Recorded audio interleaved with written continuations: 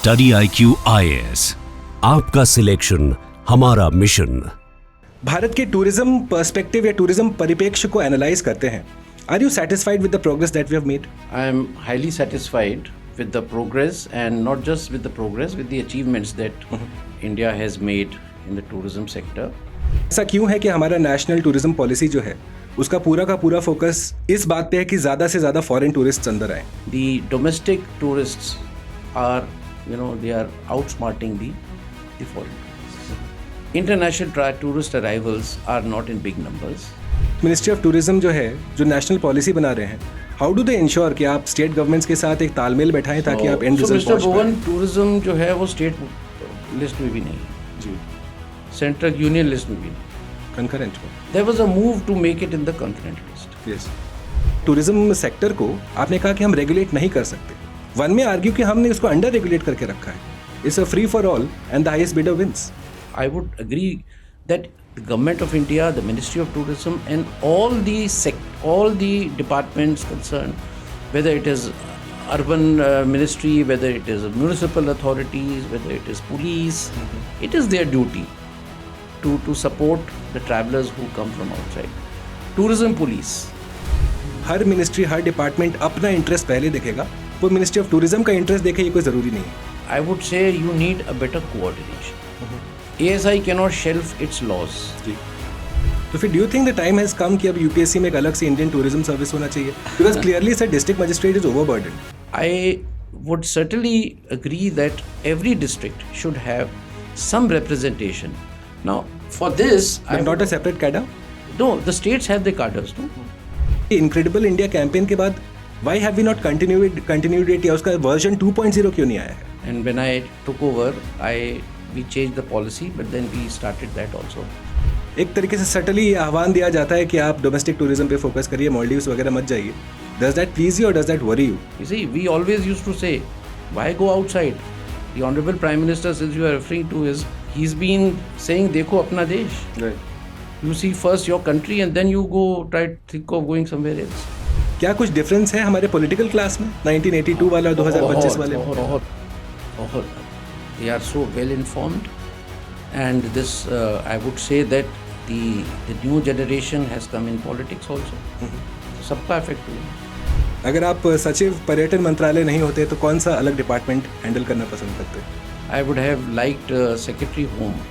कोई एक ऐसा मेमोरी जो आप जब पीछे मुड़ के देखते हैं तो हाँ याद आता है और संतुष्टि महसूस होती है कि हाँ हमने जो अपने देश के सेवा में योगदान दिया, या probably that moment encapsulates it all. It's a beautiful service. जी, You get such divergent experience nowhere in the world. And I also tell them कि if I were to born again, I would like to go into the same service. So it's a pleasure. It's a pleasure to work there. You should enjoy. Welcome to study I Q. This is Insignia और मैं हूं Bhuvan Jha, responsible for geography at StudyIQ। दोस्तों, क्या आप बता सकते हैं पर्यटन यानी कि टूरिज्म और इलेक्शंस में क्या कॉमन होते हैं? देखिए, दोनों में सबसे बड़ी मुस्कान तभी आती है जब कैमरा का फोकस आपके साइड हो। आज के हमारे गेस्ट, इलेक्शंस और पर्यटन से इनका गहरा नाता है। 1982 में रैंक 42 के साथ ये सेलेक्ट होते हैं इंडियन एडमिनिस्ट्रेटिव सर्विसेज में, जहाँ पे इनको राजस्थान कैडर अलॉट होता है। और उसके बाद शुरुआत होती है 40 सालों की एक लंबी जर्नी, जिसके दौरान ये ना सिर्फ स्टेट गवर्नमेंट में डिस्ट्रिक्ट पोस्टिंग्स में अपना योगदान देते हैं, पर सेंट्रल डेपुटेशन में साल 2015 से साल 2017 तक सचिव मिनिस्ट्री ऑफ टूरिज्म के साथ एसोसिएट होते हैं। Post retirement he has been closely associated with mentoring students for the UPSC civil services examination. Please join me in welcoming Shri Vinod Zutshi, former Indian Administrative Service Officer. Thank you for joining us here at StudyIQ, sir. Thank you, Mr. Bhuvan. Now that we have begun this discussion, मेरा पहला question आपसे रहेगा sir, जब आप as a former secretary ministry of tourism Bharat के tourism perspective या tourism परिप्रेक्ष्य को एनालाइज करते हैं, are you satisfied with the progress that we have made? Yes, I am highly satisfied with the progress, and not just with the progress, with the achievements that India has made in the tourism sector. If you see how we are doing globally, Yes. I would like to say that India stands around 13th or 14th in the foreign exchange earnings, the best foreign exchange earning country. And if you talk about the tourism and travel development index, which is thrown by in the WEF in Davos every second year, it's called as TTDI index. India is ranking 39 among 119 countries. Now that is on the basis of various pillars. In terms of tourist arrival also, if you talk of FTAs, the foreign tourist arrivals, we are doing very well globally, and we are around 20th or 21st, among all the countries. But at the same time, looking at the potential that India tourism has, we are still developing, and there is a lot of still potential, which everyone, all the stakeholders are harnessing, whether it is government, whether state governments. Now, in terms of, if you see the overall employment that tourism sector provides. So tourism by and large, is considered to be one of the most highest employer, employment generator.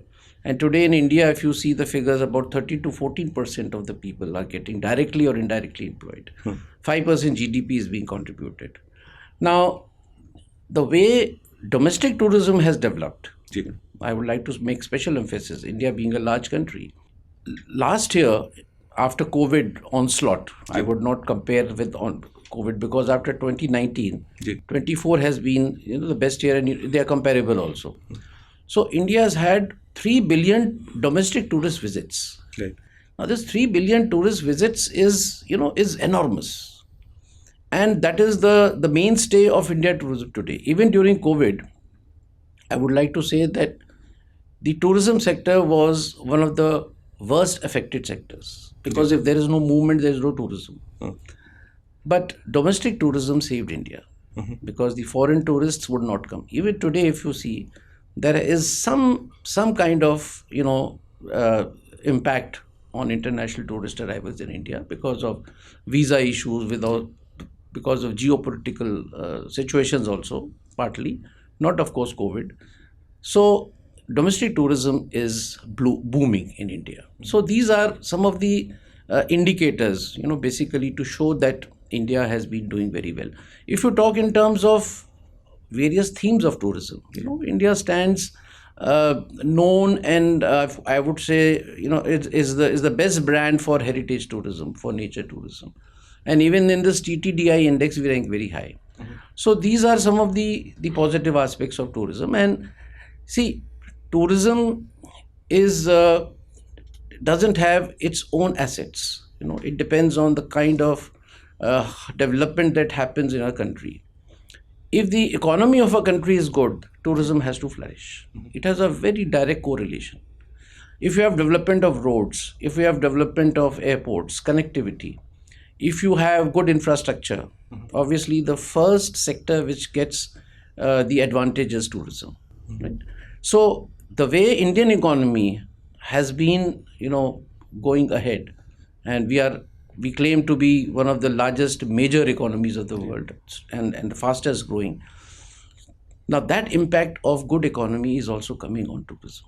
So with tourism banking on the economy of a country much more than any other sector, India's tourism sector is growing much faster. And if you talk in terms of rate of growth, I remember when I was Secretary Tourism, we had more than double digit. It was 11% growth. And at that time, the global growth of tourism was just about 3.5%. And I'm sure that 2024 onwards, same thing is going to happen, because just like GDP, the way other nations are growing, India has grown at 7.8% in the last quarter. Compared to that, neither China nor US nor European countries are coming to that level. The global GDP is at the range of 3 to 3.5%. Same is happening in tourism. While tourism in India is galloping at a double digit or maybe 9 to 10%, the other countries or the whole global as thrown by UNWTO is just about 3%, hardly 3%. I'm not talking of the COVID impacts. So I would say that India is poised to be one of the very highly preferred destinations in the world. The only thing that we need to build, which is just a matter of time, is the infrastructure. The largeness of India as a country, the kind of offerings that we make or we provide. I used to always say when I was Secretary Tourism, whenever they was to point out, this has not been developed, that has not been developed, this heritage building needs some kind of improvement, I said we have a problem of plenty. जी. There are so many things in India which need to be bruised up. Yes. Connectivity. India is a large country, so you need to go everywhere, and we have destinations all over. The natural the World Heritage sites are located in smaller places, but you need last mile connectivity. So the way, again, I'm mentioning how Indian economy in terms of connectivity, in terms of say PM Gati Shakti, it is taking care of the multimodal connectivity. All these things they augur very well because it has a indirect impact on tourism. And I am very hopeful that the coming decade is going to be India's decade as far as tourism is concerned. You raise very fair points. जब आप कहते हैं कि India has been ranked in 39th position in the WEF rankings. But sir, the point is that statistics hide more than they reveal. Now, when you say that, well, we are dependent on, say, the domestic tourism sector. हमारे अपने पर्यटक एक तरीके से tourism को पूरा बढ़ा रहे हैं, टूरिज्म इकोनॉमी को. फिर ऐसा क्यों है कि हमारा नेशनल टूरिज्म पॉलिसी जो है उसका पूरा का पूरा फोकस इस बात पे है कि ज़्यादा से ज़्यादा फॉरेन टूरिस्ट अंदर आए. For example sir, and I was just checking before this interview, अगर आज मैं एक रेडिसन का होटल बुक कर रहा हूँ गोवा में, इट्स कॉस्टिंग मी 45,000 रुपीज़, पर वही रेडिसन का होटल वियतनाम में मुझे 6,000 रुपये में मिल रहा है. What's in it for the Indian tourist then? I would like to say that just to bring to your attention another developing trend in India tourism is that the domestic tourists are, the high-end domestic tourists are also increasing. और आज की तारीख में आप ये देखिए कि कई ऐसे डेस्टिनेशंस हैं, कई ऐसे होटल्स हैं, अगर आप उसका एक दिन में कोई प्रोफाइल देखें कि how many foreign visitors are staying and how many domestic, you will may find that the domestic tourists are, they are outsmarting the foreign tourists because of the disposable income, because, there are a lot of high end.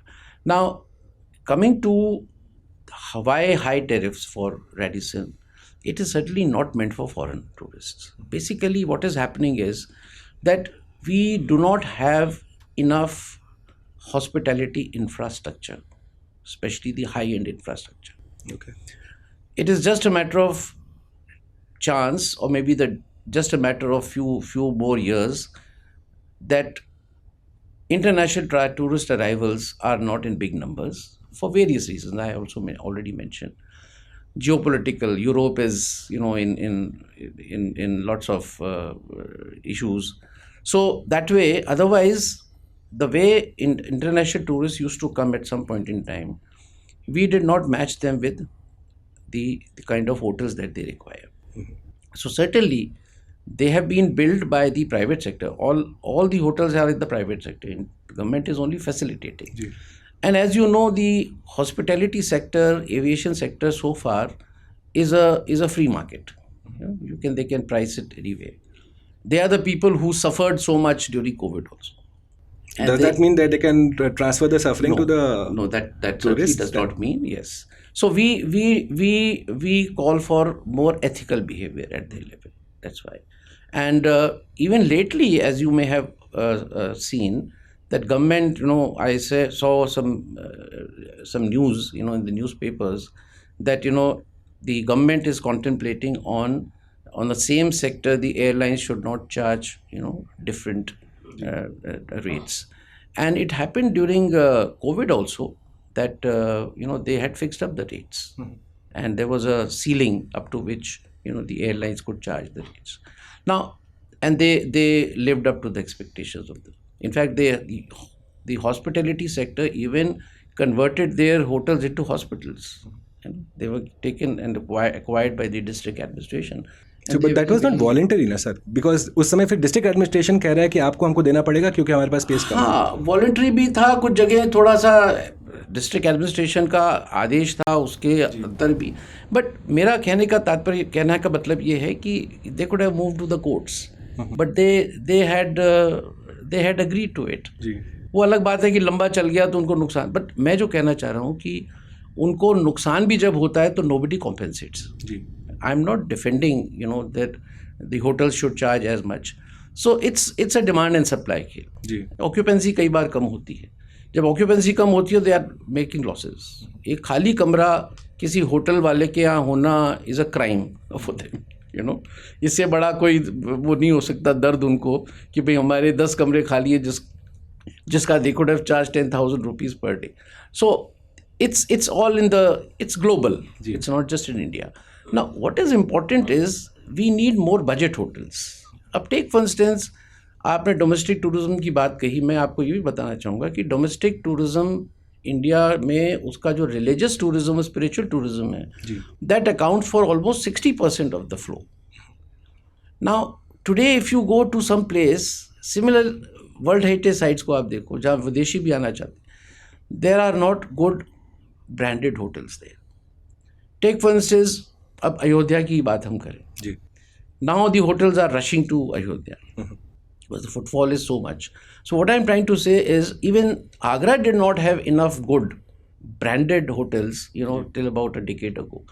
So what is happening is in fact we did a survey also. In fact today also I'm sure the same situation would be. At that point in time, I'm talking of 2016, when we got a survey done, what is the gap? So the gap was almost 2 lakh hotel beds was missing. Now what is happening, Mr. Bhuvan, is the homestays, they are taking the place and people are relishing it. And after COVID, there has been a change in the consumer behavior, the traveler's behavior.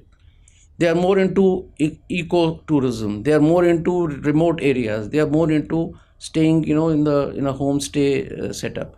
Now, homestays are mushrooming, and they are becoming more and more professionals. Many OTAs, the online travel aggregators, have taken them on board, and they are marketing for them. In fact, even in Government of India, Ministry of Tourism, I was always in favor of promoting homestays. We had a bed and breakfast scheme. In Rajasthan also, where I was Secretary Tourism, we had a similar scheme. In fact, they were the first to start paying guest scheme and all. Now, I promoted that. And I told some of the state governments, why don't you create an agency which can handhold these homestays? Because they can't market. Right. They can produce. Now, even the branding and classification has started. The Government of India, Ministry of Tourism has even started giving gold, bronze and silver kind of branding to the homestays. Now that is good for consumers because they should be aware of the quality that they're going to get. There should be some kind of standardization. So homestays are easily accessible and they were easy to be placed immediately to fill that gap. For hotels, they need a lot of money. The gestation period is very high. The construction time takes a lot of time and the investments are very high. Hospitality sector is trying to get infra status, in the list of, the harmonized list of infrastructure. Government has agreed to some extent, but they are still looking for with higher investments. Now that makes the cost of capital for hotels even higher. It is not like an infrastructure capital.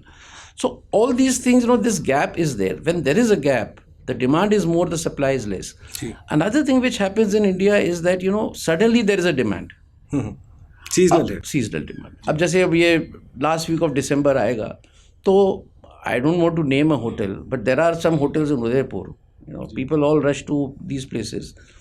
It is almost 6 to 7 times of their normal tariff. Now, but it's only for a few days. Is that wrong? People quote. वो गलत है sir? Is that wrong? The surge pricing in the hotels? I don't think it is good, but they get the customers, so they get it, and there is no law which can control it. तो फिर affordable tourism कैसे सुनिश्चित करता है भारत सरकार? Affordable tourism के लिए देखिए जो होटल्स बजट होटल्स है, देखिए गवर्नमेंट इसमें नहीं पड़ेगी. Government has no mind to create new hotels और न्यू अकोमोडेशन. जितने थे वो टूरिज्म कॉर्पोरेशंस ने मिडवेज बनाए और भी सब कुछ. It is not the business of the government to run businesses. To be in that. And जहाँ थे वहाँ पे भी लीजिंग आउट हो रही है. मेरे टाइम में भी राजस्थान में शुरू हो गया था, एंड RTDC का I was the chairman also, and even when I was secretary tourism we started giving away the ITDC properties to the state governments कि भाई आप हैंडल करो उसको. That apart, the thing is कि the industry has realised that high end के साथ साथ हमें बजट होटल ज़्यादा चाहिए. That is why you have those Gingers now. जी. नॉट जस्ट दैट, इवन जो ब्रांडेड होटल्स हैं सबके एक सेकेंड लाइन और थर्ड लाइन वाले, Marriott chain has got the second and third line hotels, जी. which may cost as much as a Indian hotel. Oyo has become so popular. जी. And people are, are kind of patronizing these hotels because they don't. And religious tourism in particular, they don't need to spend so much money also. वो high end में तो जाएंगे ही नहीं. वो क्या जाते हैं संगम में गए, कुंभ मेला में एक दिन कहीं रहे, जहाँ भी रह सके, नहाया, डुबकी लगाई, वापस आ गए. So incidentally, religious tourism in India doesn't get converted into longer length of stay, and hospitality को कोई फायदा नहीं होता. जी. वो जाते हैं, हाथ जोड़े, काम अपना हुआ, वापस आ गए. They don't even stay for a night. Right. So how to lengthen the stay is equally important. So there are various things which are being worked by the industry and the government also. So all these things, I think hotel को हम लोग इतना ज़्यादा वो ना blame दें, लेकिन ये है कि अगर वो एथिकली बिहेव करते हैं तो it will be certainly good and good for the tourism in this country. But there is no check. See, tourism is one sector, Mr. Bhuvan, which the government has always decided not to regulate it. Right. The moment you regulate the tourism sector, it will certainly not flourish the way it should flourish. जी. पर tourism तो है state subject India में, तो फिर as such ministry of tourism जो है, जो national policy बना रहे हैं, हाउ डू दे इंश्योर कि आप स्टेट गवर्नमेंट्स के साथ एक तालमेल बैठाएं ताकि आप एंड रिजल्ट पहुंच पाएं? टूरिज्म जो है वो स्टेट लिस्ट में भी नहीं है जी, सेंट्रल यूनियन लिस्ट में भी नहीं, कंकरेंट में. There was a move to make it in the concurrent list. Yes. 2002 tourism policy, which is the current policy, Right. because the new policy that we are draft talking heavy. about is the draft policy of 2022. It's very progressive, very futuristic. It's just that it's not seeing the light of the day. I don't know what reason, but 2002 policy जो कहेंगे आज की वही policy, उसमें लिखा हुआ है, you can have a look at it, that tourism will be placed in the concurrent list. जी, वो proposal डाला गया था. Proposal क्या policy में था? जी. But probably the governments did not feel it proper to put it in the concurrent policy, primarily for this reason, that there should not be any regulation. Very few states have also brought about their regulations. Kerala is one, Tamil Nadu in their policy have regulated. But what have they regulated for? Basically to regulate the ecology, so that there is no environmental hazards. And they have protected the area so that कोई ऐसी construction ना हो जाए वहाँ पे. Have they been successful? Ji. Have they been successful?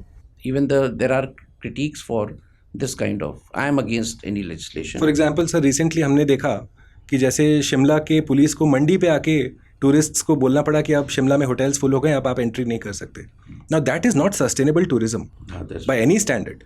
तो उसमें क्या रोल है मिनिस्ट्री ऑफ टूरिज्म का? हाउ डू यू इंश्योर कि जगह का कैरिंग कैपेसिटी में एक्सीड ना कर दें? So that's a very good point that you have raised.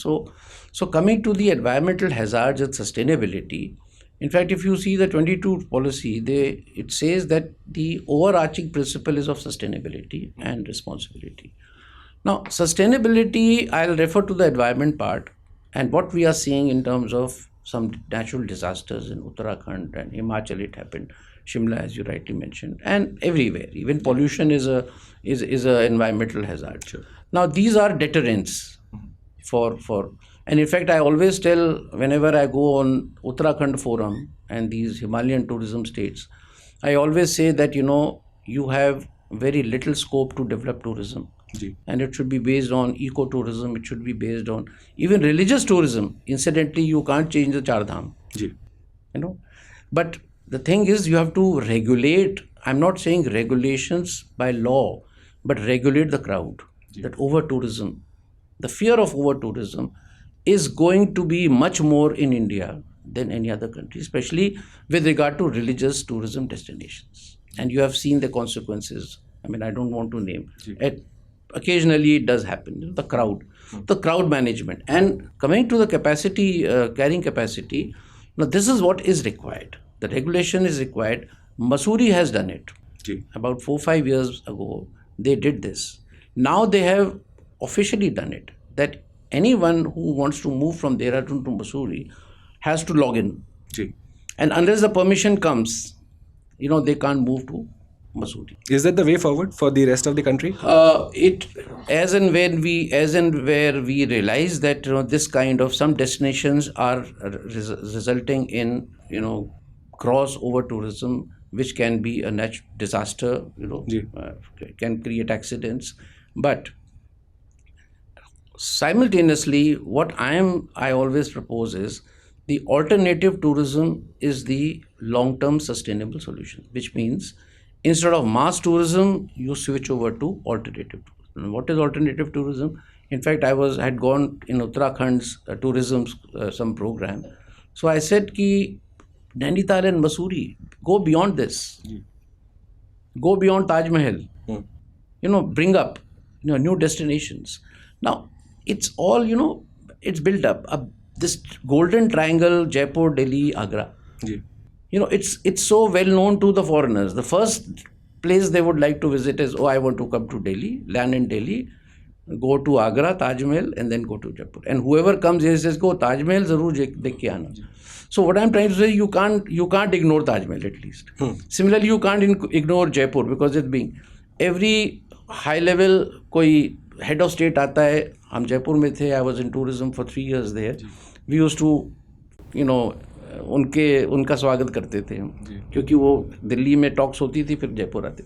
तो मेरा कहने का मतलब कि it's very difficult to suggest to someone कि तुम मसूरी में ना जाके और तुम अल्मोड़ा चले जाओ, रानीखेत चले जाओ.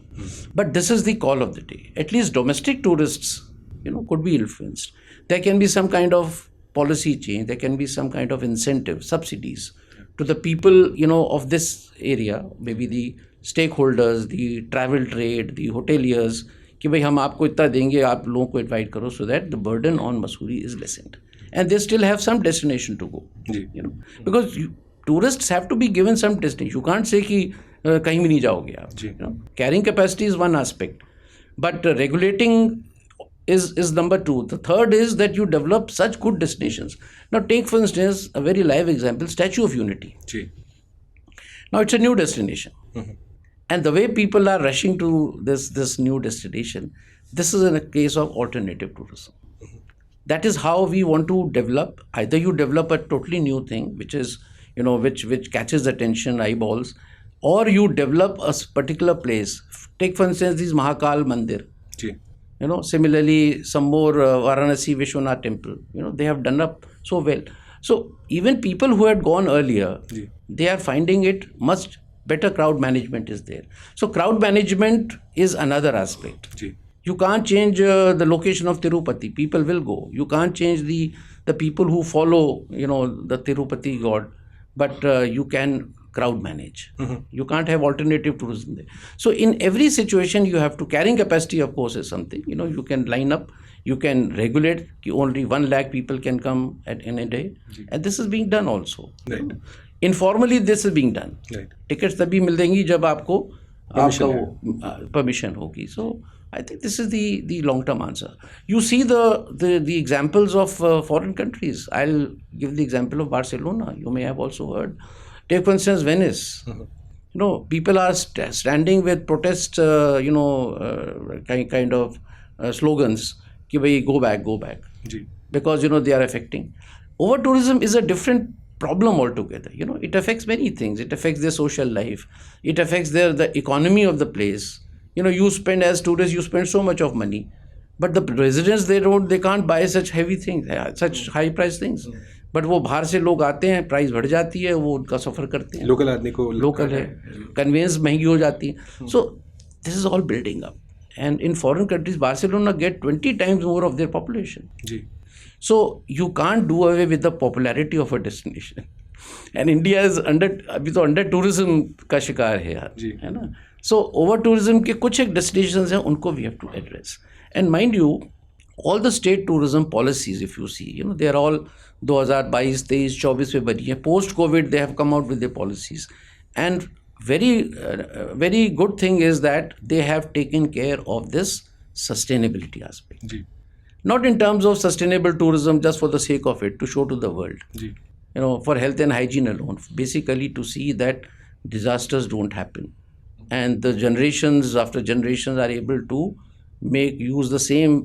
take the benefit of the destinations which they have built today. Which state has done the best work in terms of Uttarakhand has sustainable done a tourism? very good policy. And lately Tamil Nadu has also come out with a new policy. Rajasthan policy is also.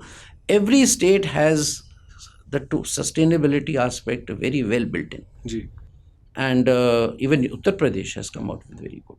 But Suchi, the problem is that all of these say facts and the analysis looks good on paper, but ये सारा कुछ धूमिल हो जाता है जब आप airport पे पहुंचते हैं, and then you're hounded by these taxi operators कि आप हमारे साथ आओ, हमारे साथ आओ. Now for a domestic tourist, okay, we can understand that he might be, say, in a so way used to it. पर एक foreign tourist के लिए, sir, that's a culture shock. So how does the Ministry of Tourism, can it even, वो उसके scope में भी है क्या ये सब रेगुलेट करना? No. Because the sense I am getting ना जोशी साहब कि हमारे टूरिस्ट या टूरिज्म सेक्टर को आपने कहा कि हम रेगुलेट नहीं कर सकते.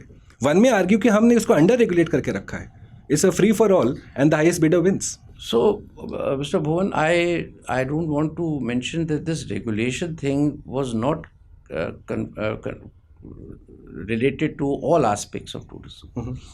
अब ये जो गाइड्स हैं जी, राइट, उनका एक्रेडिटेशन होता है. उनको ASI जो है, ASI is also a wing of the entire the government का ही है, और वहाँ पे मॉन्यूमेंट्स पे लोग जाते हैं. They have their own certified guides, right. Now, coming to the transport has a different authority. We have transport authorities, who are there. And time and again, even when I was Secretary of Tourism, we used to beat the travel trade every now and then. Visa fees है, जी, उसको regulate करने के लिए. In my time, I remember e-visa, I was very fortunate that in my time the government decided to bring in e-visa. जी. Today it is in 167 countries, and it is so simple. Now, that is not part of regulation, it is facilitation. So facilitation is what the government has to do because it is in the public domain, it is in the government domain. अब regulate वहाँ पे traffic को regulate public private sector नहीं कर सकती, वो तो government को ही करना है. So whichever are the areas, लपकाज, लपकाज is a common word for those who fleece money, like you mentioned. Now, fleecing money, beggars, this, that, these are all blots. They are not good for tourism. That is why Tourism Ministry once upon a time started Atithi Devo Bhava. And in those advertisements you may have seen that they used to show that somebody is fleecing, and somebody is after. Even incidents that happens, safety issues. Sometimes, there are issues with regard to women. So India gets that kind of tag कि it is not safe to travel in India. Right. So in Ministry of Tourism, when I was secretary, we started some videos to remove that misperception. And that video basically was that one girl is traveling all the way, and she is going alone everywhere to all parts of India. And in the end, they says कि first time, so she says no, second time.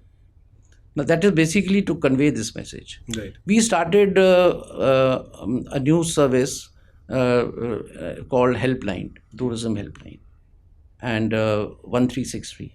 Ji. Now, that helpline is 24/7. ये आज भी चलता है? हाँ. And anyone who wants, it's both information line as well as helpline. तो ये regularly वो चलता है, and 12 languages. This was started in 2016. And includes foreign languages too. Includes foreign languages. So इसमें क्या है कि कोई भी अगर कुछ पूछता है, and it is well written everywhere. अब तो कितने साल हो गए. शुरू में ज़रूर थोड़ा it was not able, it could not percolate down to the tourists, but now, so all these things are facilitations, which I would agree that the government of India, the Ministry of Tourism, and all the departments concerned, whether it is urban ministry, whether it is municipal authorities, whether it is police, it is their duty to support the travelers who come from outside. Tourism police, We had tourism police in Rajasthan when I was Secretary Tourism. Then gradually this model was, and Rajasthan I'm telling again and again because Rajasthan has been basically a tourism state right from the day one. Rajasthan, Goa, these are the two states everyone used to look upon. So Rajasthan started its tourism policy. It worked very well. It was caught by many states. So when I came 10 years later as Secretary Tourism, I was very happy that many states have followed suit and they are also having tourism police. And then I further, kind of pushed to the chief secretaries that every state should have tourism police. So they are located at a particular destination. So one person at the top, who's the chief of the team, he's from the police. So he's the link officer between the police administration and the tourism police. Tourism police doesn't have any power as such, but they are there. They are visible. At the Ghat of Varanasi Ghats, you will find a kiosk of tourism police. So the person who's wanting to do something to intimidate will be slightly fearful. And the foreigner or whoever comes there will be very conscious about the presence of the tourism police. So these are many things. I'm just narrating some of them. So just to discriminate between regulation and facilitation. Facilitation is the only thing that we are doing. Infrastructure. Now, what is the Swadesh Darshan? Swadesh Darshan is around the destination, which is already popular. We are building the infrastructure. We are building Wi-Fi. We are making corridors. We are making, proper last mile connectivity. Now, we are not doing any chhed with the monument because that belongs to ASI and ASI has their own rules. But we are developing everything around that. Cafeteria bana diya, somebody else can run it. Now, even a place like Khajuraho, I remember this was 2016. I was going there to see preparation for the BRICS meetings rather on tourism. So one couple, the tourism who had already visited Khajuraho temple inside. So they came to me and somebody introduced he is the Secretary Tourism Government of India. So she said, Mr. Secretary, I would like to bring to your attention that there are no toilets around. So you understand? Now, these are the things which were addressed. And this Swadesh Darshan took care of. So Khajuraho is just an example. These are the situations, you may find in many. And this problem of plenty, as I said, multiple stakeholders भी तो हैं sir. I mean, when you consider आप Archaeological Survey of India है, Ministry of Environment, Forest and Climate Change है, और उन सब के बीच में बैठा है Ministry of Tourism, जिसका बेसिकली काम है तालमेल बैठाना. बट क्या ज़रूरी है कि इंडिविजुअल एजेंसीज आपका बात सुनेंगे? बिकॉज आई रिमेंबर मैंने एक सीरीज़ देखा था यस मिनिस्टर, उसमें एक हम्फ्री एप्पलबी नाम के कैरेक्टर थे. उन्होंने कहा था that the government is a loose confederation of warring tribes. हर मिनिस्ट्री, हर डिपार्टमेंट अपना इंटरेस्ट पहले देखेगा, वो मिनिस्ट्री ऑफ टूरिज्म का इंटरेस्ट देखे ये कोई ज़रूरी नहीं है. Have you faced any such problems? So I'll like to clarify that. What happens is that governance is done by a set of rules, regulations and procedures. So what you said just now is, I would say, you need a better coordination. ASI cannot shelf its laws by which it is governed unless those laws are rationalized. Right? There's always a tussle between forest and tourism. Sure. Forests mandate is to preserve forests. Tourism is mandated to make more and more tourists come into the forest. You understand? Right. So there are conflicting objectives. Sure. Now, when there are conflicting objectives, the only way in administration, a good administration, and this is what every government does, the state government or government of India, is coordination. Now, people sitting at top, like we and even everyone below, they understand what coordination means. There can be different levels, but above them also there is someone. Like, for example, I'll give you the example of Ministry of Tourism. Especially from this particular point of view, that tourism is handling so many aspects. On one side, you have road, NH, national highway. We used to have meetings with national highway, with the railways, with all this. So what government has done, Ministry of the Government of India, there is a committee under the chairmanship of the Cabinet Secretary. And all the secretaries of the departments concerned with the tourism promotion, they are part of it. And I used to be the convener, the secretary of the committee. So this is just an example. Now that kind of institutional mechanism is being placed, has already been placed, and in the new policy, if you see our 22 policy, you will find that there's a separate chapter on institutional mechanism. You also asked me one question, that how would the center control the state governments? We were talking about the state list and concurrent list. So it is true that states are empowered, but financially, the union government is supporting the states in so many ways. States can regulate, the tourists, into their destinations. They can improve partly, some few things. Road ko theek kar liya idhar udhar, but they don't have money to create infrastructure, and that infrastructure money comes from Swadesh Darshan and from the government India budget. Similarly, skilling. Skilling is all centralized.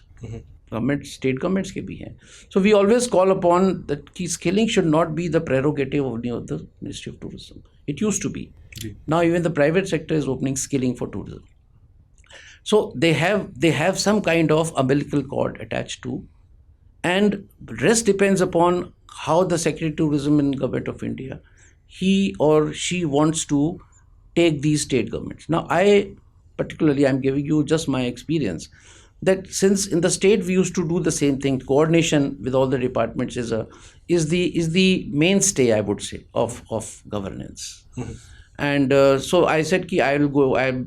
Within a week's time, I said I'm going to have a VC with all the state secretaries.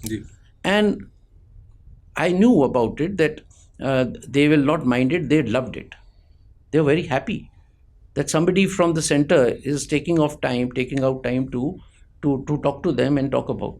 And I used to push them, send your proposals for Swadesh Darshan, because that was a scheme which was just brought about. And they didn't know what all to do. So I guided them. I sent my teams to the states. You guide them, bring some proposals. And the kind of proposals that came, within 2 years, we got I sanctioned about 5,000 crores worth of projects. 100 crores for one project. So what I'm trying to say is that it depends on you. And the result was that I developed very good relations with them. I could speak to them directly. And they see you as their mentor, not as a conflicting, because center or state का वैसे भी कुछ वो conflicting objectives होते भी नहीं है. Unless आप state को कुछ irritate करो और state वो tourism में नहीं होता. जी. होता नहीं है, स्कोप नहीं होता. नहीं हो तो सकता है, लेकिन आपके ऊपर डिपेंड करता है कि आप सही तरीके से मोटिवेट करके काम लेते हो और डेवलपमेंट कराते हो, या आप किसी और तरीके से. सो motivation and support is the only way, and hand hold, and they respond very well. अगर इतना इंपॉर्टेंट है टूरिज्म, और जैसे आपने बहुत सारे वैलिड पॉइंट्स रेज किए, तो फिर do you think the time has come कि अब यूपीएससी में एक अलग से इंडियन टूरिज्म सर्विस होना चाहिए? Because clearly sir district magistrate is overburdened. We can't expect a DM to be handling this multiple fronts at one time. We always have the need of having tourism officers in every district. Sure. Even today, many states we have. Even Rajasthan had tourism officers, tourist officers we used to call them. The whole office in at least. I think half of the districts at that time. India tourism offices also we have about 20 all over the country. That is state wise. So I would certainly agree that every district should have some representation. Now for this, not a separate cadre? The states have their cadres, no? In the state, when you have these Rajasthan Administrative Service, for example, State Civil Service. So people who appear, just like the IAS and Allied Service, those who have ranked a little lower, they get some other service depending on their choice. Similarly, we have in Rajasthan Tourism Service. So there are people, they are direct entrants. Even UPSC, the Ministry of Tourism recruits people from, outside. There are some percentage of people are recruited from the outside. Recruited or consultants? No, recruitment. Okay. recruitment. UPSC selects them. So that percentage was 25% and rest was by promotion. So that percentage has also been increased to I think 50%. So that means fresh breeze can also come into it. But as such, center doesn't need any separate tourism service for the reason that most of the tourism happens in the states. जी. Forget about the list in which it falls. But tourism is primarily the concern of the state. I have done state government also, I have done center also. So I can say because the budget that we have is in the states is primarily to run the tourism department for the facilitation of the travelers. Here we have budget firstly for infrastructure. Okay, I'll give you 100 crores, you improve this. I'll give you Institute of Hotel Management, you run these Institutes of Hotel Management for scaling. And number 3, I will promote you as Incredible India in the outside the country. Now, you are not directly related to the people. But for any problem, district magistrates are under control of the state. If anything happens, God forbid, the district magistrate has to take cognizance. Even we refer to them that something has happened. Money is also being sent to the state only. We don't spend money ourselves. Swadesh Darshan is all for them. Now there's another scheme, SASKI. It's a long-term loan, 50 years. So all these things we are feeding the state governments. So state governments, and they are prepared. They have never said that we will not do it. It's just that they don't have enough funds. Sir. So there's no need to regulate the states also. हाँ, but as an outsider ना sir एक द्वंद्व दिखता है. जैसे we have the Incredible India campaign which was led by Shri Amitabh Kant, the former NITI Aayog VC. और उसके बाद हमारे अपने स्टेट्स के अपने अपने स्लोगन से हिंदुस्तान का दिल देखो, welcome to the land of rising sun. ये तो अच्छी बात है. सो मुझे ये बताएं सर कि as an outsider, as a foreigner, एक तो पहला आप कंफ्यूज्ड हैं कि which campaign is campaigning to what, कहाँ पे मुझे वो लीड कर रहा है. और दूसरा प्रश्न उभरता है कि इनक्रेडिबल इंडिया कैंपेन के बाद why have we not continued it, या उसका वर्जन 2.0 क्यों नहीं आया है? सो 2.0 का लॉन्च तो हमने ही कर दिया था वहाँ पर, है ना. And there was a gap of 4-5 years for some reasons. And when I took over we change the policy, but then we started that also. Budget की भी कोई कमी नहीं है ना. So I can not comment on what is happening now or why it is not happening. So that is one aspect. The other is that you mentioned ki multiple branding, multiple marketing. Now there has always been one school of thought that should you combine all your resources and do it for. Now states have domestic tourists also. Between the state they vie for tourists. Between the Tamil Nadu says that आप मेरे पास आओ, राजस्थान कहता है मेरे पास आओ, ये नहीं कहता वहाँ मत जाओ बट मेरे पास आओ. अब चाहे 10 जगह जाओ, 5 जगह जाओ, बट कहता है हमारे यहाँ आओ. तो domestic tourist is a big segment which all the states would like to attract. And why do they want to attract? Not because of a policy, because their economy improves. The more is the tourist footfall. So foreign tourists के लिए government of India ये जिम्मेवारी लेता है. So you have to start now. In everything you should have the name India when you advertise or publicize outside. So Incredible India, we haven't been able to find a better slogan or better kind of logo than Incredible India. It's working very well. It's very popular. But more than that, when states have to attract the foreigners, अब foreigner इतने बड़े देश में कहाँ जाए? मैं जयपुर जाऊँ राजस्थान में, तो वो कहता है कि भाई come to the royal state of Jaipur or royal state of Rajasthan. So he is attracting the foreigner also into his state, and they have all the right. They want to develop their state, which is a good thing. अब अगर वो 4 trillion economy का अगर राजस्थान ने अपने लिए एक लक्ष्य रखा है, उसमें tourism is one of the 4 pillars, तो उसके पीछे भी तो है कि हम ज़्यादा से ज़्यादा लोगों को लाएंगे. पर उसके पीछे काउंटर पॉइंट है सर. अगर आप जैसे राजस्थान की बात करें, you have spent a career in Rajasthan. Now camel, let's talk about camel, ऊंट, ship of the desert. Rajasthan सरकार लेके आती है राजस्थान का कैमल प्रोहिबिशन बिल, जिसके चलते ओवरनाइट कैमल्स का ट्रेडिंग हो जाता है आउटलॉ, बैन हो जाता है. इतना ख़राब हो जाता है स्थिति कि आज लाइफ स्टॉक सेंसस में कैमल्स का पॉपुलेशन पूरे भारतवर्ष में 3000 से कम है. यानी कि इसका सीधा प्रभाव पड़ा होगा टूरिज्म सेक्टर पे भी.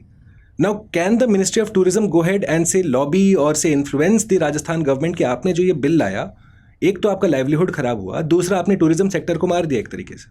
Is there any scope for that kind of intervention? So I would like to put it this way that first of all, the Rajasthan government itself should the first burden of the loss because of this action would be on tourism in Rajasthan. Yes. Right? The people who live in Rajasthan, because straight away the state government is accountable to their woes and worries. सबसे पहले वो कोई भी उनका grievance होगा उन्हीं के पास जाएंगे, तो स्टेट गवर्नमेंट के पास जाएंगे ना.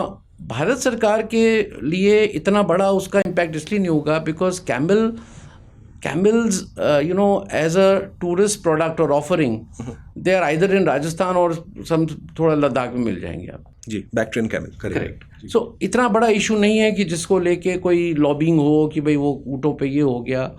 And I do not know what kind of impact it may create because if you actually see, I've been to all the places in Rajasthan. Jaisalmer is one place, जहाँ पे ऊँटों का एक वो कराते हैं in terms of टूरिस्ट के लिए जी. या फिर कहीं कहीं कोई फेज एंड फेस्टिवल होता है और ट्रेडिंग अजमेर में वो पुष्कर जो होता है जी. तो उसमें वो ट्रेडिंग होती है. तो इससे ज़्यादा ऊँटों का बहुत ज़्यादा इस्तेमाल भी अब नहीं होता. और भी कुछ रीजंस हैं इसमें, नॉट पर्टिकुलरली फॉर ऊँटों के लिए. जयपुर के आमेर पैलेस में आपने देखा होगा, in my time when I had just join my at Jaipur 20 years ago, maybe more, all the tourists used to go by the elephants. Yes. अब वो एलिफेंट्स को लेके भी जो है कई सारे वो एनिमल जो पीटा ने रेस किया था इसको. पीटा ने रेस किया. तो lot of water keeps flowing, dynamics बदलते जाते हैं, उसके साथ साथ जो है चीज़ें भी बदलती जाती हैं. प्लस उसका जो एक एनवायरमेंटल हैजार्ड होता है उसको लेके भी tourist, because when you the elephant is going up and you are following it, you find all kinds of their trash and all coming. So what I'm trying to say is that any legislation which is brought, I can say because I've been in the government, that larger interest को पहले देखा जाता है. उससे अगर छोटा मोटा interest अगर इफेक्ट हो भी जाए, है ना, लार्जर इंटरेस्ट का मतलब है लार्जर मेजॉरिटी के लिए जी. राइट. या जो लॉज बने हैं उसका वायलेशन में ना हो, ह्यूमन राइट्स भी हैं. इन सब चीज़ों को एक एग्जाई तरीके से, इंटीग्रेटेड तरीके से जब देखा जाता है तो छोटा मोटा टूरिज्म भी अगर सफ़र करता है, ठीक है भाई, we will see how things can be compensated. So this is the act of governance. You do the things for the larger interest of the people, and some losses somewhere definitely do occur. As the former secretary of Ministry of Tourism, जब आप देखते हैं माननीय प्रधानमंत्री जाते हैं लक्षद्वीप और उसके बाद एक तरीके से पब्लिसिटी होती है, एक तरीके से सटली आह्वान दिया जाता है कि आप डोमेस्टिक टूरिज्म पे फोकस करिए, मॉलडीव्स वगैरह मत जाइए. डज दैट प्लीज यू और डज दैट वरी यू कि आपको देश के सर्वोच्च प्रधानमंत्री को आके इसके लिए खड़ा होना पड़ रहा है? विच मीन्स कहीं तो इंस्टीट्यूशनल फेलियर हुआ है सर. नहीं, फेलियर की बात नहीं है. See, I don't want to get into that kind of thing because the timing of वो जो ये जो था वो उसका मालदीव्स के साथ इंडिया की जो फॉरेन पॉलिसी थी या इंडिया के साथ जो रिलेशंस बन गए थे अनफॉर्चुनेटली फ्रॉम देयर साइड, वो उसके लाइट में you can see, but I see it in that light that if Lakshadweep could be developed, as an alternative to Maldives, that is a bigger message. That is a bigger message. कि भाई Lakshadweep has everything that Maldives can offer. Environment का भी कोई hazard नहीं है, and there has been, there is something called island tourism also. I would like to bring it to your notice. Some islands have been identified in Andaman, Nicobar, and in Lakshadweep, which may be developed into future island destinations. And would you expect the Prime Minister to come and publicize them again? No, I don't want to bring in the Honorable Prime Minister into this, but the very fact that Lakshadweep has not been explored so much as even Andaman, and Lakshadweep is closer to Maldives, so it is also, I think, I would see it as a good message if we can give this message that if Lakshadweep develops some infrastructure, for tourism, people need not go to Maldives, and you generate income within, prevent outbound tourism and promote domestic tourism. You see, we always used to say, why go outside? The Honorable Prime Minister, since you are referring to his to him, he's been saying, "Dekho apna desh." Right. You see first your country, and then you go try to think of going somewhere else. Because all said and done, today you find everything in India, and that too not at a cost. Even for wedding tourism, the Honorable PM had made a remark ji. that वहाँ क्यों जाते हो? Why don't you? Goa has become as a destination today. All the destinations are good wedding destinations. Rajasthan particularly, जी. which was my state. It is the best in wedding destination. Yes, you have these foreigners and celebrities come and get married in Everything. these Oh, hotels. we have packages for them. In way back when I was collector Jaipur, I happened to meet someone and some travel trade man. So he says, "Ki, sir, we have all the photos. इस dress में वो foreigner and he showed some photographs की इस dress में करके ये ritual होगा तो आपको." And lots of foreigners used to get married in Jaipur. जी. And now even the celebrities are all reaching out to Udaipur and other. It's a matter of pride for Rajasthan. Okay, let's move past tourism, sir, and talk about little bit about your cadre Rajasthan. Yes, please. आपने join किया 1982 में, 40 साल लगभग आपने बिताए ना सिर्फ राजस्थान में पर सेंट्रल गवर्नमेंट में भी. What's the first difference and the most major difference जो आप देखते हैं 82 का राजस्थान और 2025 के राजस्थान? So 82 के राजस्थान और 25 के राजस्थान में काफ़ी फ़र्क है. In fact, I would like to, with the lighter vein, since you have hit this point, when we were secretary tourism, there was a direction from the government that all the secretaries at this moment would go and spend 2 to 3 days in the place, in the post where they started from. And I had to comply with that order, and I was very keen also. So I went to a place called Hanumangarh, where I was SDM, my first posting. And I stayed there for 3 days. And I ascertained all that has been done with my अपने आँखों से भी देखा, वहाँ की meeting भी करी सबकी. So what I'm trying to say is that lots of things have changed. It is difficult to even recognize, ये यहाँ पे ये था. Since I've been going to Rajasthan very frequently, so the change is not so drastic. But if somebody goes after 30 years or now 40 years, so there is a change. All changes are for the good or The some for the bad? prosperity has gone up. The levels of income has gone up. The infrastructure has gone up. In fact, one thing I would like to mention, when I started with Hanumangarh as a TM, there were lots of power failures. And it was so dismal, I tell you, that when I used to sit in the court, SDMs also have to sit in the court. Right. And they are generally locked up type of, they don't have much light and all. It used to get dark. The torch से उसका वो देखना पड़ता था कि क्या वो file and all. Now that time when I went after 30 years almost, Rajasthan is power surplus now. Now this alone, and power used to be the very big worry. I remember during the time of Bhairav Singh Shekhawat ji also. And he used to get very irritated about the power thing. Rajasthan was one of the first states to unbundle the RSEBs. State Electricity Board. Right. And we were the first to bring it to the, power reforms companies after Haryana. So and I was in the power sector also.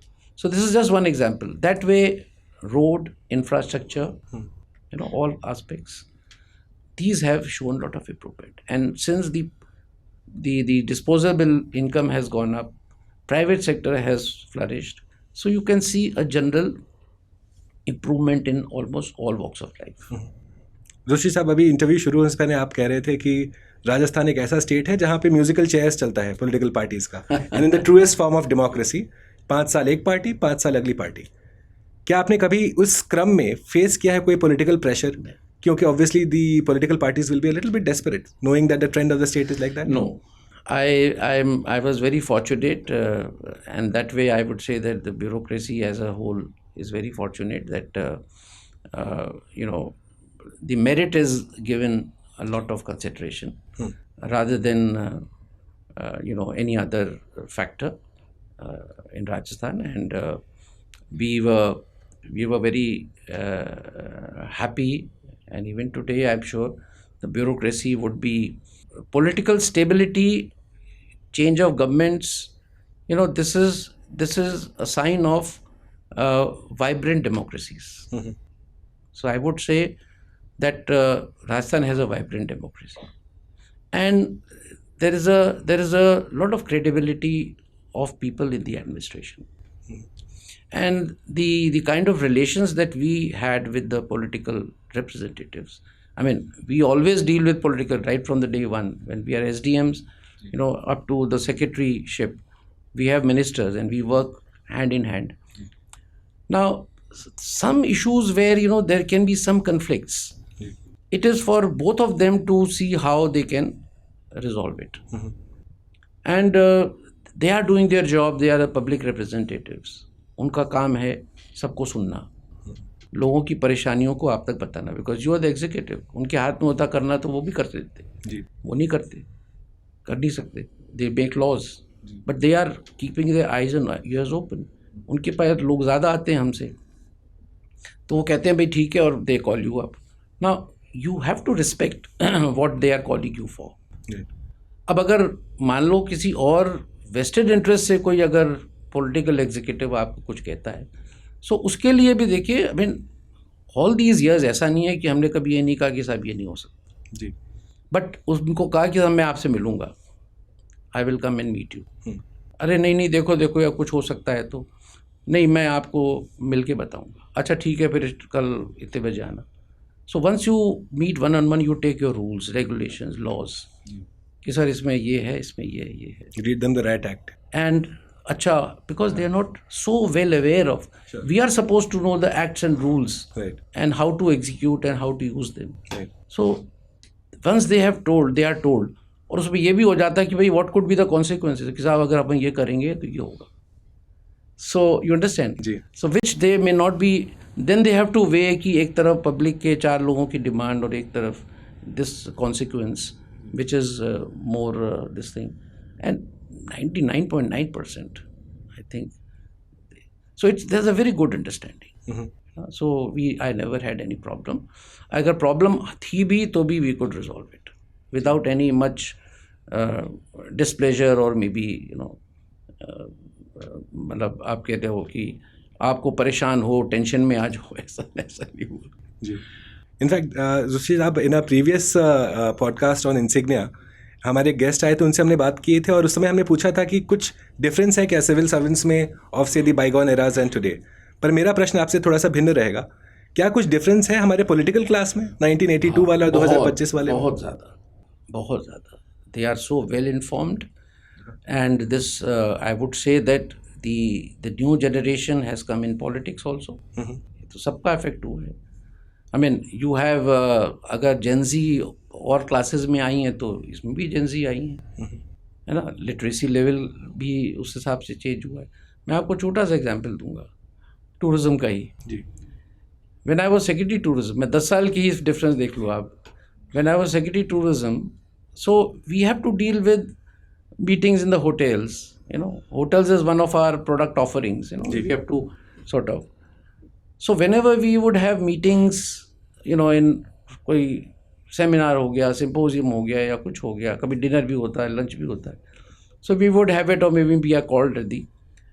Now, whenever we call the honorable ministers or political representatives dealing with the subject, he would say, "No, I don't take me to the hotels or 5 stars and all, because I have to explain to my people कि भाई अच्छा 5 star में घूम रहे हो." जी.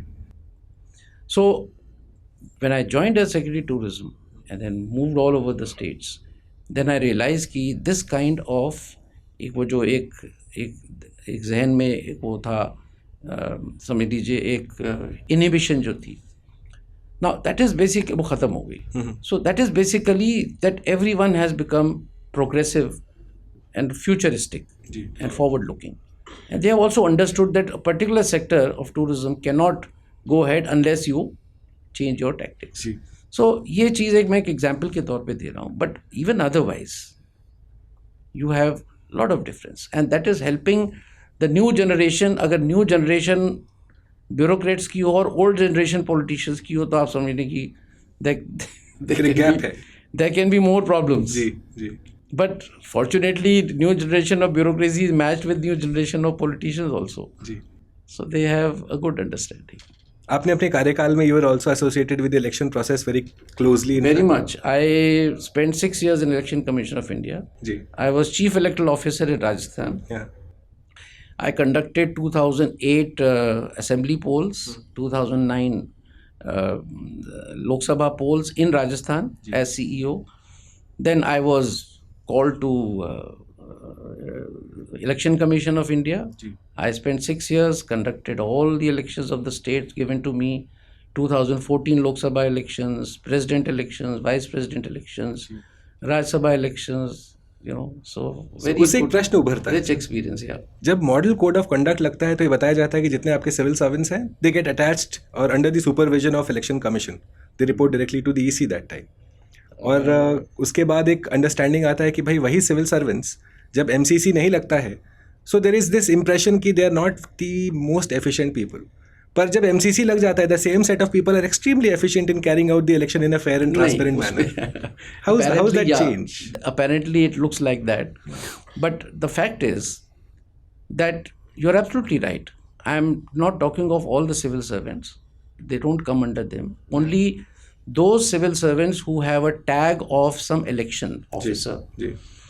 For example, collectors are district election officers in the Representation of People's Act. Similarly, SDMs are assistant, then electoral registration officers. Then collectors become RO, returning officer, during those 20-25 days. Now, the entire election machinery comes under the election commission for even disciplinary actions and all. And this is one strength of India's democracy, or maybe the autonomous body, election commission. They have given enormous powers under Article 324. Without that, it may be difficult to manage. Now, the question is that suppose today is the day when the model code of conduct is not there. And the minister or somebody, political representative of the ruling party, is coming and visiting. So the DM will be there to receive him. Because that is the protocol which has to be followed by the DM. The next day, the model code comes into picture. So he very politely tells the same minister, sir, I will not be able to see you off because the model code of conduct has been there. So there is something else which has taken over those protocols. Right? Same as you say, efficient, no. Efficiency पे कोई कमी नहीं आती. अगर efficient bureaucracy नहीं होती तो इतने अच्छे इलेक्शन नहीं कराती, नंबर वन. बट उससे पहले भी they are efficient. They are following the policies which have been brought about by the government. And the government is the political government to start with. Policies are maybe formulated and by the bureaucracy at the secretary level, but they are finalized at the level of the cabinet or maybe. So DM, or for that matter all the secretaries, they are following what the government has said. Follow this. Right? Now whether, how he follows, that is. So his efficiency is seen from that point of view. When he comes here, his work is basically regulatory, and he is working under the directions of the Election Commission, number one, under statutory act. RPA, correct. RP Act, rules. So he is governed by that. So suddenly, but it doesn't mean that he is not concerned about law and order. He is still discharging the same duty. He is still honoring the orders of the Chief Minister. But the only thing is the Election Commission sees that the particular civil servant engaged in the election machinery, or for that matter any civil servant, once the MCC comes into picture, is not supporting the political party, ruling party, in a wrong manner. Which means which will help them and disturb the level playing field. So it's equal for all.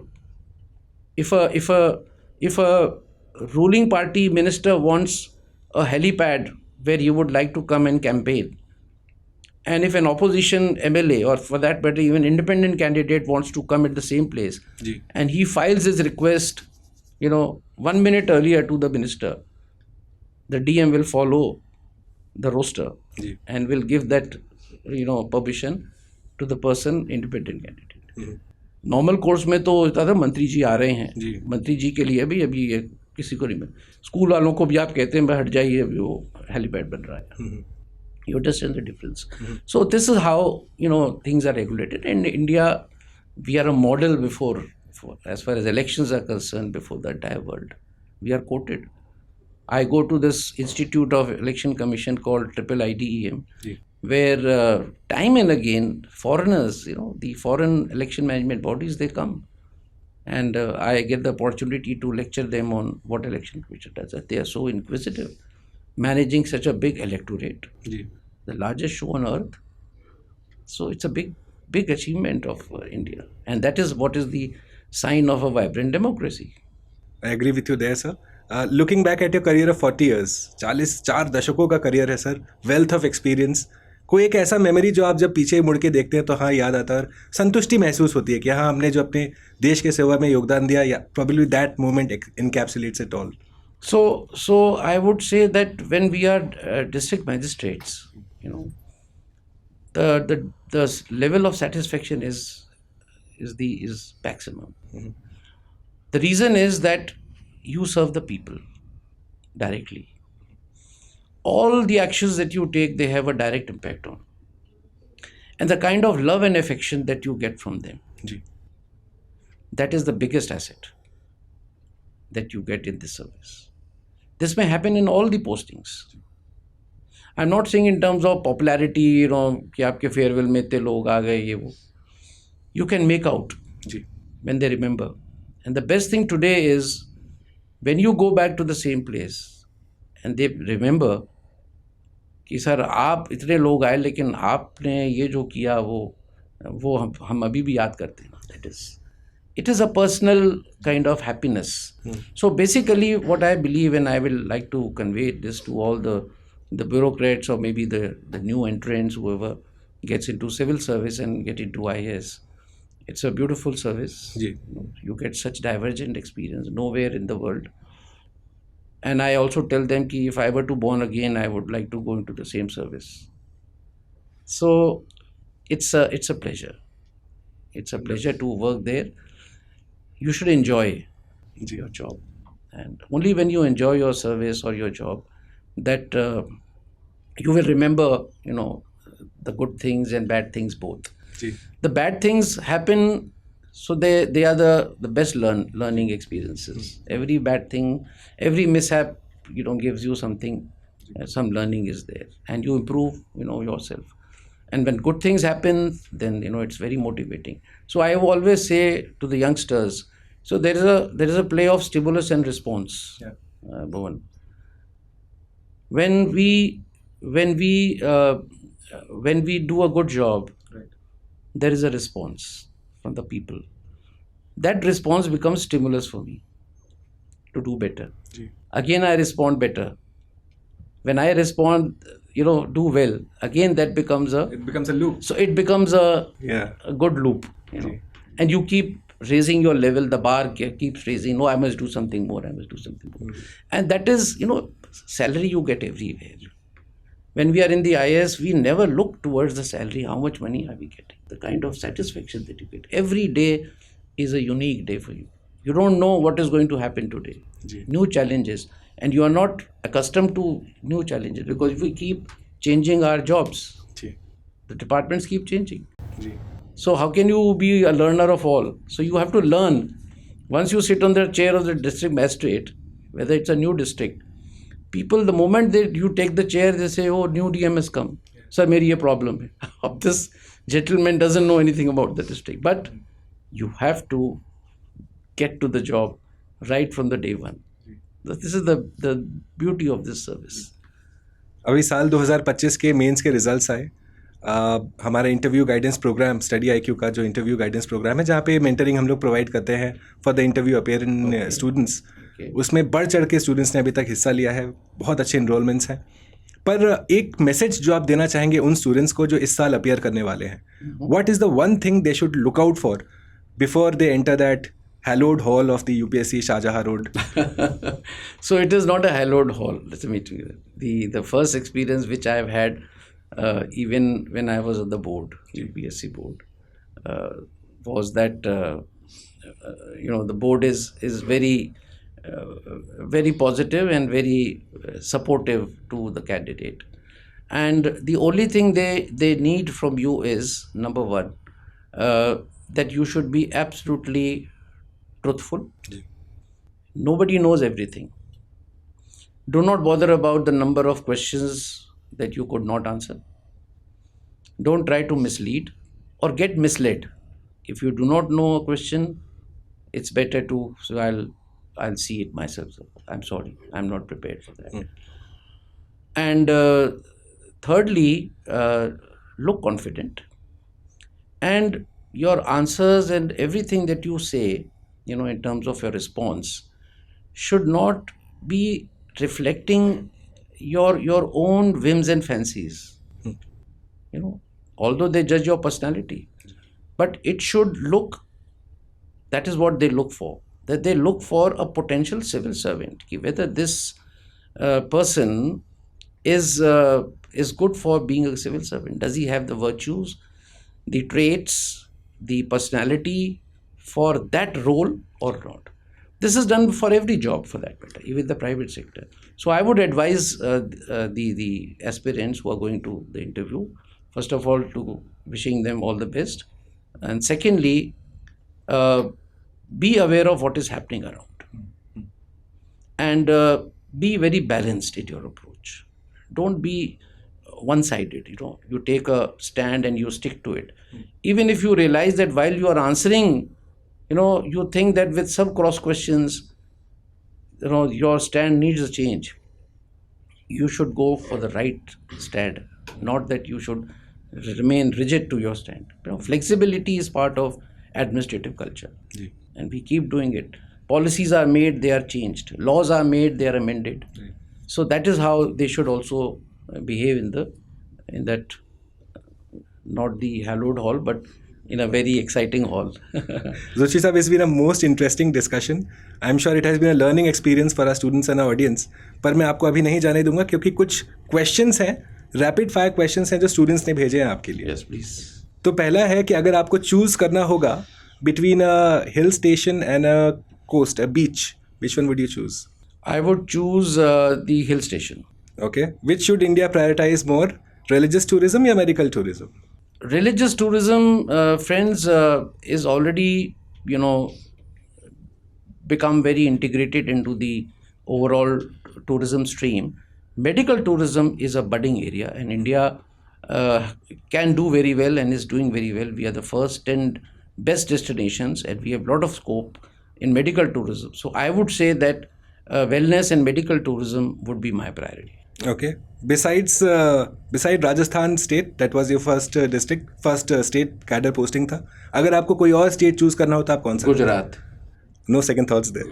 Because I have been to Gujarat during my election days. I was in election commission and Gujarat state was given to me, though many other states were there.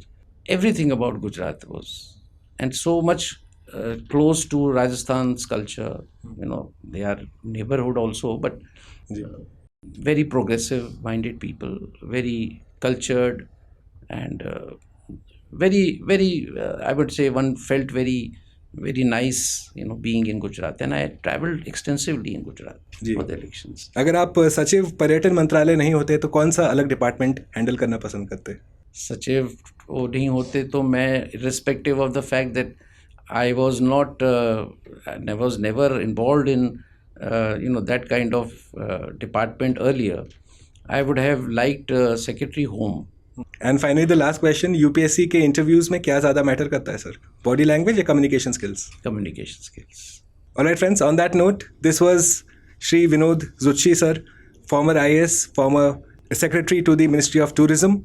और इनके साथ जो एक enlightening discussion था, ये आपको कैसा लगा हमको आप नीचे कमेंट बॉक्स पे ज़रूर बताइएगा. और ये इंसिग्निया जो हमारा एक पॉडकास्ट सीरीज़ है जहाँ पे कॉन्वर्सेशन करते हैं हम, सब्जेक्ट एक्सपर्ट्स हो, फॉर्मर सिविल सर्वेंट्स हो, एकेडमिशियंस हो, ये आपके साथ, आप कैसे इनके साथ जुड़ रहे हैं, ये भी आप हमको नीचे कमेंट बॉक्स में बताइएगा. And I shall see you very soon once again with our next presentation on StudyIQ IAS. On that note, Vinod Zuchi sir, thank you so much Thank for you. joining It us was a here. pleasure, Mr. Bhuvan, speaking to you and Likewise, being sir. here for almost an hour. Thank you so much, sir. StudyIQ IAS, आपका selection हमारा mission.